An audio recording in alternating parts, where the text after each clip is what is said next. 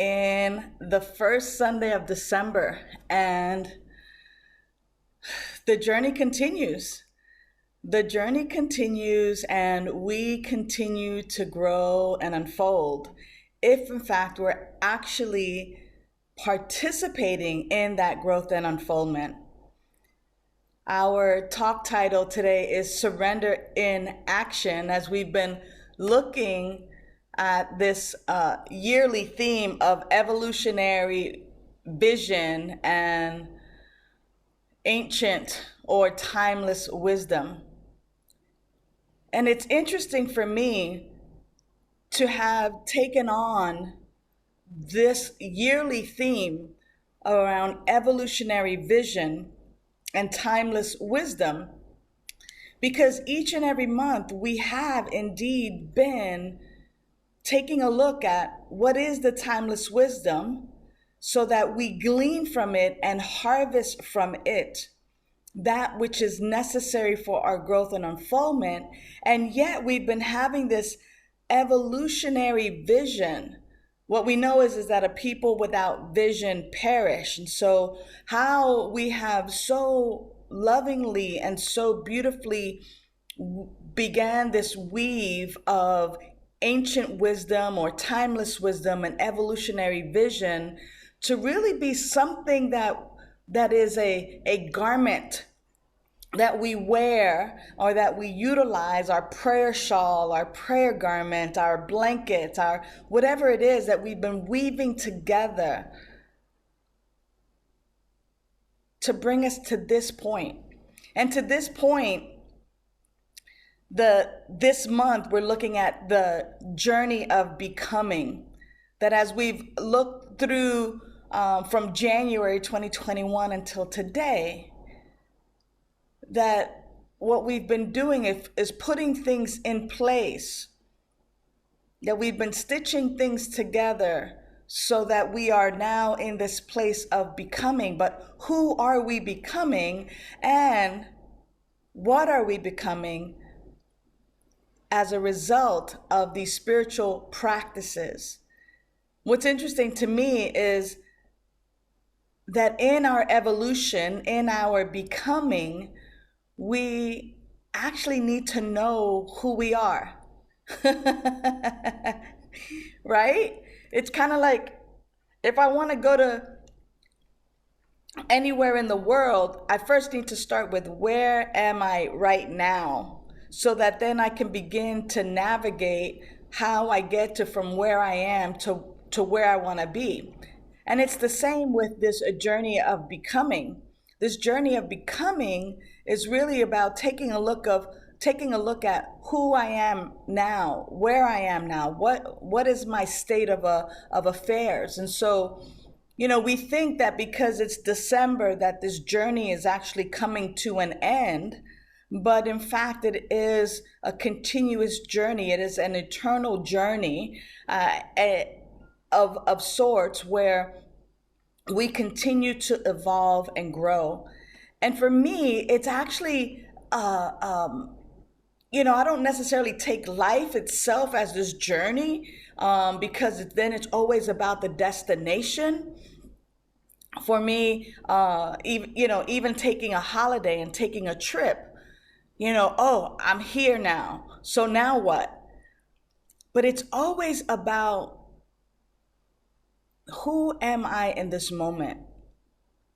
What am I experiencing in this moment? Am I living my best in this moment? A few of us were talking yesterday and having this discussion around, our social media page, and how many people just want to post them living their best life. Now, I think it's great. People need to see people living their best life. But what about when times are hard? What about when things become a little bit challenging? Are we posting that? Is that the real? Is the story of how we got over to the other side, part of that journey of living our best life? And, this is not to judge anyone who does this or who does not. This is simply an opportunity for us to take a look at our journey and taking a look at our life, not necessarily as a game, but actually looking at it and living it moment by moment, breath by breath, with the consciousness of my life is God. My life is good. So today, when our talk title is Surrender is an Action, of course it's an action, but it also depends on what am I surrendering to. I I think about the times when folks say to me, "Oh, sunshine, you know what? I just got caught up I got caught up in the mob mentality, or I just got caught up in what was going on, and before I knew it, I was just in it, and it's not necessarily what I wanted to do." That ever happened for you, where there's some chaos in the moment, and all of a sudden we're just all in the chaos? That is a great example of surrender. Not necessarily the surrender that we want to have. Because at the end of it, it's kind of like, oh, how did I get sucked into that? How did I become so enthralled and entangled and in the mix of that? It wasn't even my deal. But all of a sudden, in that mob mentality, or we get caught up in the spirit of shopping and overspending or overeating or indulging in things that we know, and we emerge remorsefully, going, "Oh, how did that happen?" And that is a great example of that type of surrender, that it is an action, that in that particular instance, in something that we don't want to necessarily surrender to, that we have actually allowed. There's this sense of allowing. So if we examine those steps, because sometimes, when people go, "Oh, just surrender," or relax, or even if a police officer, I have some officer friends, and we were having this conversation the other day, and he was saying, "Stop resisting, stop resisting." Sometimes these words are actually trigger words. Stop resisting, surrender, relax, relax. Sometimes I'm like, "Don't tell me to relax." Those opportunities where we have these words given to us, sometimes they happen and they occur in moments where they have great meaning. And if we were to only do that, if we were to only stop resisting, if we were to only surrender, if we were to only relax, that something would shift and change within us so profound and so deep that we would actually begin to enjoy a situation, or not have to keep our dukes up, if you will, not have to continue to resist or fight. It was like that when I think about we're just finishing up the celebration of Hanukkah. And back in the day, and in the Hanukkah story, there was 8 days of oil that was left, even though they believed that there was only 1 day of oil. And it's a miracle. It's a miracle. And they were able to rebuild their temple, because because even though they thought there was only 1 day worth of oil there was actually 8 days. And they recognized, through some act of surrender,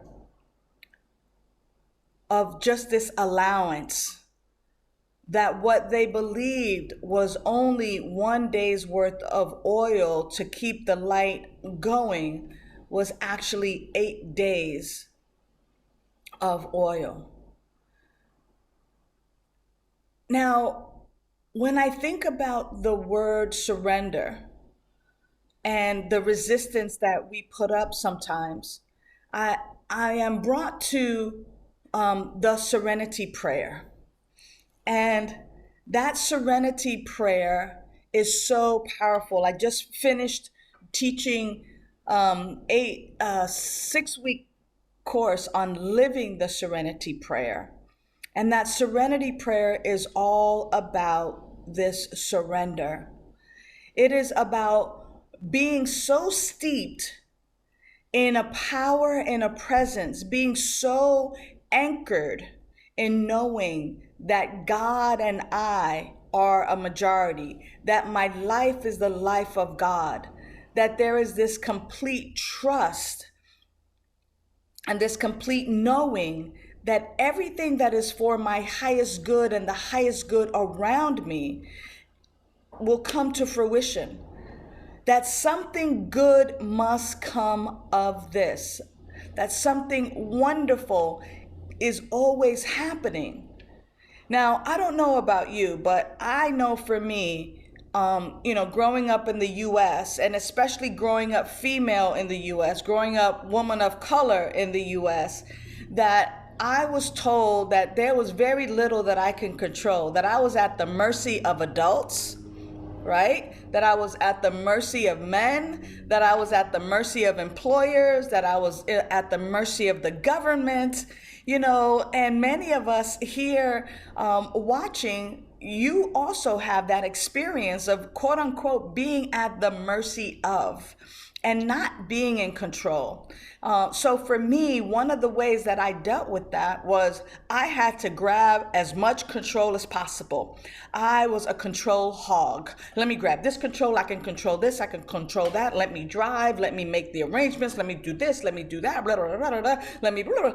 And to the place where, holy cow, I was just so burdened with control. And my antidote to not being in control of anything was to try to grab as much control as possible. And what I have learned in my life and as part of my spiritual journey is that control is really an illusion. That that life is in process, and that really the thing that I get to change is myself and my thinking. What I've begun to really understand on a deeper level is that there is a power and a presence and a life, that it has created everything out of itself. Therefore, my life is that same life, that I am a unique and divine, magnificent expression of this divine one life that has created everything. So I am never apart from, but I am a part of. And being a part of means that I have all the privileges and the responsibilities of the one. Therefore, with that consciousness,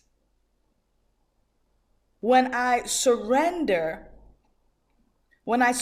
control, when I relax, when I kick back and take it easy, what I am really saying is that there is one that lives within me that knows what is for the highest and the best. I remember telling the story not too long ago, because it's something that happened for me over the summertime.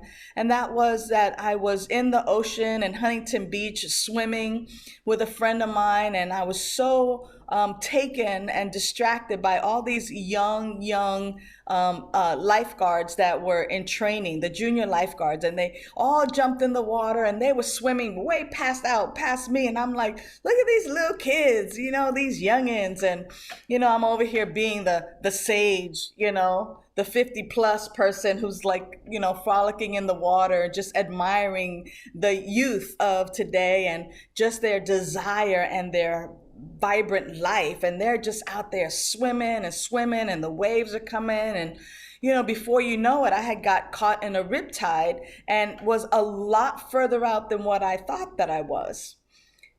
And it's very, very interesting because this is where that serenity prayer comes into place. That place of surrender is an action. You don't just go, okay, I give up. It's not just like, okay, I give up and then, just there's nothing else happening. But I remember not being able to feel the sand underneath my feet. And then looking at the shore and kind of going, yes, I'm a little bit further out than I want to be and that I'm comfortable being. And I knew that it would be a little bit of a struggle to get back on my own, that I could probably muster all of the power that I had within me and swim and swim and swim and try to remember. And now, am I supposed to swim sideways, or am I like, how is it that we're supposed to swim in order to get back? Like all of that was not coming to me in that moment. But if I wanted to, I could probably muster up enough of it and tire myself out. But it was in that moment that I simply surrendered to my circumstance and situation. Okay? It was like, holy cow, I'm in this water deep.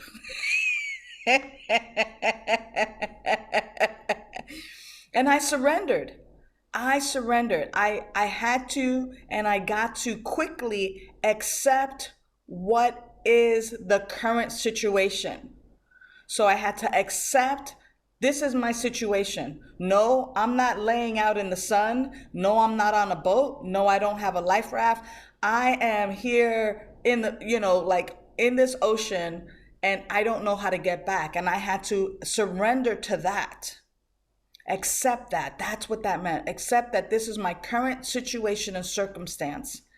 And from that moment, my friend asked me, are you okay? And I said, yeah, but I need help. I had to concede that by myself, I was not going to make it to the shore. I need help. So making that declaration, I had to accept my circumstance. I had to declare, I said, I need help.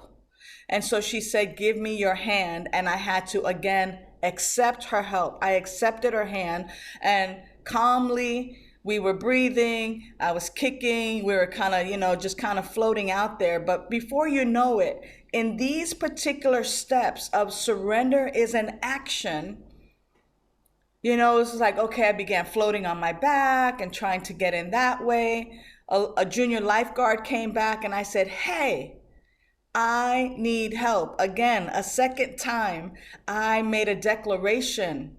I need help. And he said, sure, what can I do for you? I said, I need help getting to shore. He said, okay, give me your hand. And I gave him my hand. I accepted his help. I surrendered by giving him my hand. And he goes, you're doing good. Here comes a wave. You might want to go under it.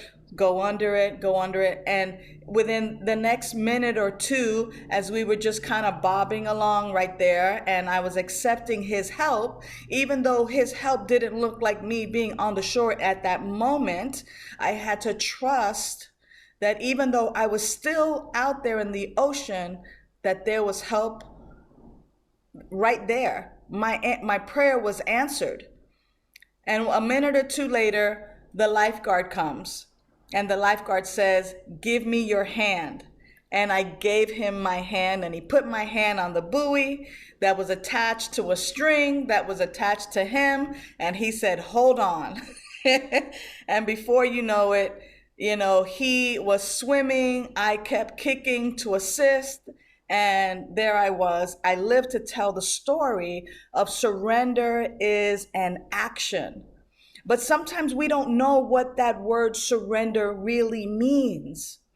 And what it really means is actually that serenity prayer, that opportunity, especially now as we're coming into winter solstice, where we actually pause, where we stop, where we begin to recognize, here is where I am. We begin to take an inventory of the harvest, the things that I've learned, where I am. We begin to get, to become that that conduit of life as me, we begin to live in that fourth quadrant that Michael Beckwith talks about, where it is that we are evolving towards. So many times we live in victim consciousness where life is happening to me.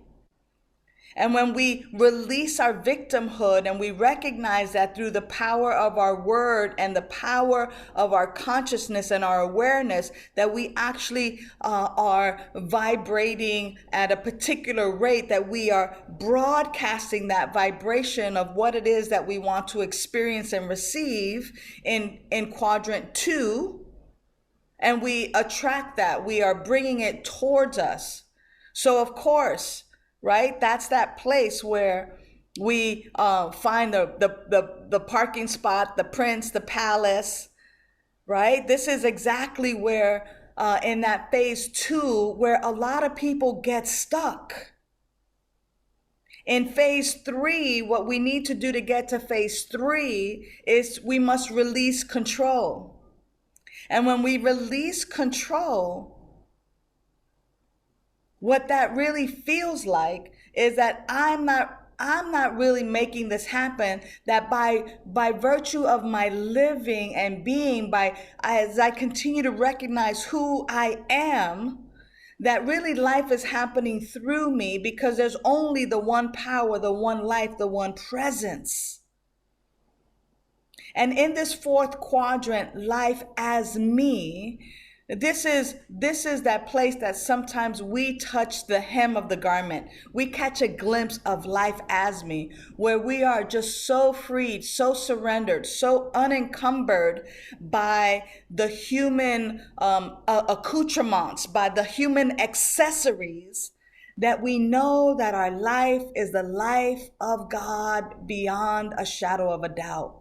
Life as me, where everything is actually flowing and everything is moving in a direction that what we might consider a problem is actually just simply the life journey that we're on. That nothing is indeed a problem at all. That it is just simply the visual. It is simply the sweetness of life happening. It is that thing that calls us forth to actually know again and again and again, that takes us back into our spiritual practice so that we're reminded of the truth of who we are. You see, a while back, I met a man, his name was Kevin, not our beloved Reverend Kevin. And though this Reverend Kevin as well drove a motorcycle. So I tend to attract those kind of men in my life, and I like it. And one of the things that I learned from that Reverend Kevin was this phrase, "Now that's for me." And it's interesting because whenever he saw something or heard of an experience, he would always say, "Now that's for me. Now that's for me." In other words, he knew that everything was available to him through his practice and through his knowing and his deepening his practice. He knew that there was nothing off limits in life. Everything is God. I am the unique and unrepeatable way that this power and presence shows up. So that is for me. This is all for us. Everything is for us. There is absolutely nothing that is against us. The other thing that I've learned on this spiritual path is that something good must come from this. That even when I get caught up and even when I surrender to chaos, when I don't want to, and I get caught up in the minutia of life, in the arguments and the pettiness and all of that, that I can actually use that to catapult me back into a spiritual practice so that I know that my life and all life is God. Now that is surrender in action. And when I think about that kind of surrender in action, especially being in the thick of an argument or being in the thick of getting caught up, just like I was caught up in that riptide, that act of accepting, oh, here's where I am. Here's where I am. It's not necessarily where I want to be, so I ask for help. It's that serenity prayer, right? It's that seemingly asking some power outside of me to help me, but it is actually that deepening. I know where my help comes from. It comes from within me and all around me, because there's only God, and we're living and having our being in this power and presence. So when I scream out for help, when I say help, I need help, I am simply reminding myself that I must again bring my consciousness to that place that everything is coming together for my highest good, that something good must come from this, and that shore, now that's for me.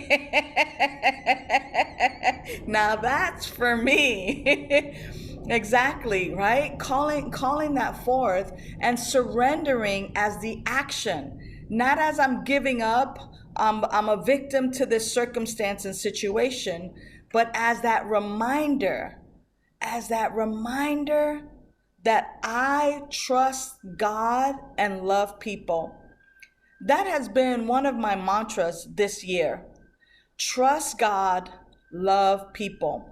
Especially when people don't do like I want them to do. Especially when people don't be like I want them to be. Especially when people don't behave like I want them to behave. I get to remind myself of this mantra. Trust God, love people.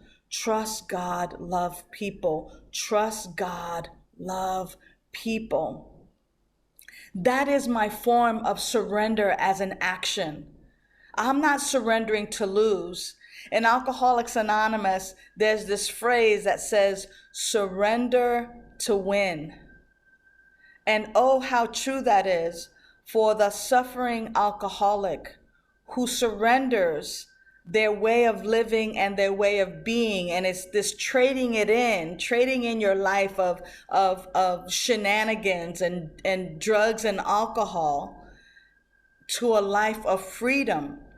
It reminds me of Ernest Holmes, when Ernest Holmes says in our Declaration of Principles is that we are to, that he sees a world where we are free from all discord. That's what I want to see. And the only way that I get to see that is by participating in surrender as an action. And our surrender as an action means to dive back into our prayer, into our meditation, into our knowing that there's one power, one presence, one life, and that life is God, that life is infinite intelligent, that life is vida, that life is love, that life is peace, and that life is your life now. That this power and presence created you out of itself. Therefore, that which is true of God is true of you. Man, I love surrendering to that. I feel so good. I mean, what do you want to surrender to? You're nothing. You're a piece of crap. You're never going to amount to anything. You're incapable. You're this, you're that. You're an alcoholic. You're a dope fiend. Do you want to surrender to that? Or wouldn't you rather surrender to you are magnificence? You are the unique and unrepeatable, magnificent, powerful way that God shows up. You are life itself. You are the love that God is. You are the love of God. You are the life of God. You are the beauty of God. That is what I am inviting us to surrender to this week. That as we engage in our spiritual practice, that we surrender to that action of love, that we surrender to the action of God is our life, that we surrender through our continued spiritual practices this week to know beyond a shadow of a doubt to begin to scratch at the garment or to touch the hem of the garment of life as me. Not life to me, not life by me, not life through me, but life as me. Let's see if this week, if we can come back next Sunday with some praise reports that we had a glimpse of life as me, that we surrendered as an action and began to live this amazing life, that we took the time to settle in and to really, really surrender to win. Because that is what is being offered this week. Surrender to win. It is so, and so it is, and now it is. Thank you, beloveds.